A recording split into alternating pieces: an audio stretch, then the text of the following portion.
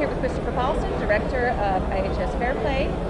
We are so happy to have you here at Breakbulk Asia and enjoying your keynote speech today.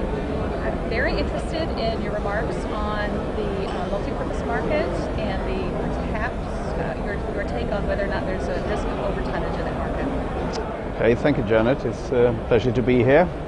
Well, as you have heard earlier, I have a strong feeling about this market, and going back a number of years, we were quite concerned for the development of this segment, but the build-up to what later turned out to be the Great Recession was quite a strong one. But some of the key markets here in the region, China, India in particular, have developed very, very strongly throughout the recession. So today we have a situation where our concern has turned into something that looks slightly promising, I would say. The demand is there for the services, so it's more a question of whether profitability is or not. Because the supply of shipping services here, there has been quite a lot of investments done, but on balance, the way we see it right now, we are not overly worried. So a lot of business to be done. Some may still struggle with profitability, but overall, I think it's quite promising.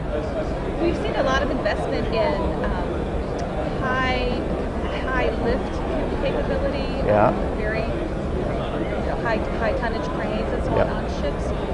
Do you think that particular segment is at any risk of overcapacity? Well, that's a very specialized segment, and a little trickier to say in specific, but I browsed through the order book earlier today, and even though in historical terms there are quite a lot of investment have been done, but given the number of projects that is on stream or about to come on stream throughout the entire region, I would not be all that worried. I know that some operators are, but that is also the role of anyone who has put the money into something, that you're always worried.